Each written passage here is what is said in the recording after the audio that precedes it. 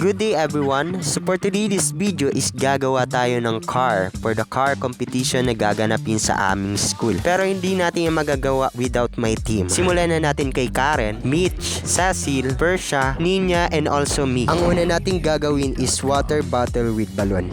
Sa paggawa nito, here the materials needed. The first is the water bottle, stick, bottle cap, pencil, cutter, scissor, ruler, glue gun, straw, tape, and the balloon. The first step ay nagputol na muna kami ng kahoy upang gawing stick na magsusupport para sa ating gulong. At kung ready na nga ang bottle mo, pwede mo nang isukat ang straw batay sa gagawing mong gulong. At gamit ang cutter, maaari mo nang butasan ang bottle cap sa gitna nito. Diyan na rin natin ilalagay ang stick na ginawa natin. At dinamihan na rin namin yung pagbubutas ng plastic cap para sa susunod nating gagawin. And make sure nyo na rin na mag-iingat kayo sa paggamit ng cutter, baka masugatan kayo. At ito na nga yung ginawa nating stick na magsisilbing pundasyon sa ating magiging gulong. Putulin mo lang siya sa tamang sukat at layo ng magiging gulong mo. At depende rin to sa kung gaano kalaki yung bottle mo.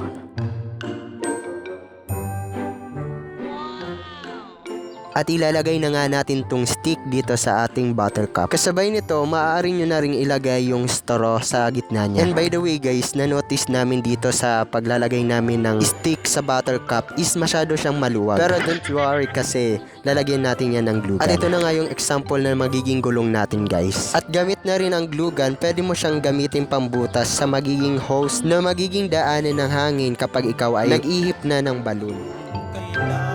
Sa pagpapatuloy ay inasimbol na nga namin to isa-isa upang mabuo na natin ang water bottle with balloon. In a few minutes, natapos na rin natin ang water bottle with balloon. So mag-proceed na nga tayo sa pangalawa nating gagawin, which is the cardboard with balloon. Sa paggawa ng cardboard with balloon, here the materials needed. The first one is the carton board, stick, bottle cap, pencil, cutter, scissor, ruler, glue gun, straw, tape, and the balloon. Ang una namin ginawa is sinukatan na namin yung carton board. At gamit ang cutter, tinrace na namin siya. At nung nakuha na namin yung estimated board niya na paglalagyan ng balloon, at masasabi ko dito sa paggawa namin ng cardboard with balloon is madali lang yung process sa paggawa niya. At nagcut na rin kami ng straw kung saan dyan natin ilalagay yung stick. At tamang sukat rin at distansya ng board natin. By using the glue gun is idikit na natin yung straw. At pagkatapos pagdikitin na rin natin yung bottle cap at yung stick niya. Medyo nahihirapan lang yung team kung ipasok siya kasi mahina pa siya magpasok. At pagkatapos is dinikitan na namin siya ng glue gun para hindi siya maalog at saka hindi siya matanggal sa stick. At ginawa na rin namin yung isa pang gulong niya. Anong kailangan kong gawin?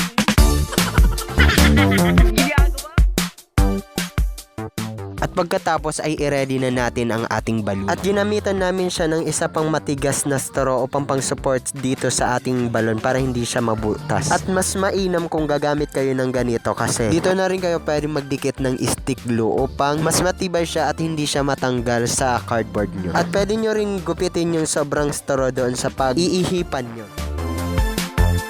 So finally guys, natapos na natin yung dalawa nating car na ipangsasabak sa ating competition, which is kung alin dyan yung mas magaling, siya yung ipanglalaban natin. So lumipad na nga ang aming team para isabak na ang aming pangmalupitang car sa competition na to. At bago magsimula ang competition ay tinaray na namin siya dito sa school namin. At sa una pa lang napansin ko na dito sa water bottle balloon ay umandar naman siya kaso sobrang bagal niya talagang umandar. Ewan ko, baka dito lang talaga siya sa materials na ginagamit namin. Anong kailangan kong gawin? At sunod naman namin sinubukan ang cardboard with balloon. At doon pa lang sa bahay yung tinaray namin tong cardboard with balloon ay na-proven and tested na namin na mas maganda tong isabak sa competition na gagawin namin dito. At ngayon nga magsisimula na ang competition. At ang pinili naming ipanglaban itong cardboard with balloon dahil nakakasigurado kaming mabilis siya at maganda yung performance niya when it comes sa speed and sa layo na mararating niya. Pero sa hindi sinasadyang pagkakataon is nabangga siya dito sa wall. Pero okay lang, first try pa lang naman. So ito na yung final competition namin.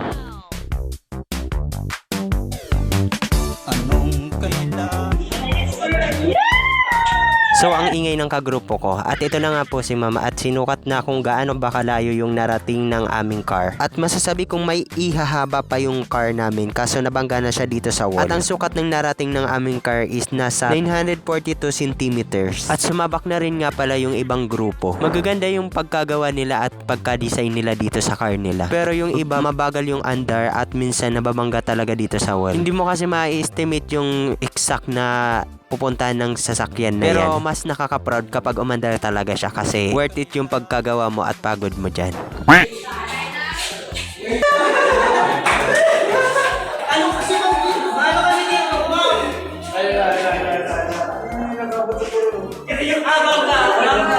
Mahulog na sa bangin. Pagkatapos nga ng activity na yan, isinubukan na rin namin sagutan yung mga activity dito na kung saan tulong-tulong kami ng aming team na mag-base doon sa performance ng aming sasakyan at kung ano pa ba yung possible na design or maaari namin gawin upang ma-improve pa yung car na ginawa namin. And we learn from this activity na sa una mabagal ka lang at sa pagtagal ng panahon is matututunan mo na rin kung paano ka bibilis at mag-e-excel sa mga bagay na mas alam mo. At kahit hindi mo alam, darating din yung panahon na matututunan mo siya. And by using your dedication, passion, and hard working sa gagawin mo, ay matatapos nyo talaga siya. At kung may mga bagay kang hindi nauunawan o naiintindihan, maaari ka namang magtanong. Yes po, ma'am. At dito ko na guys tatapusin ang video na to. And maraming salamat kung natapos mo ang video na to. And see you on our next one. Bye!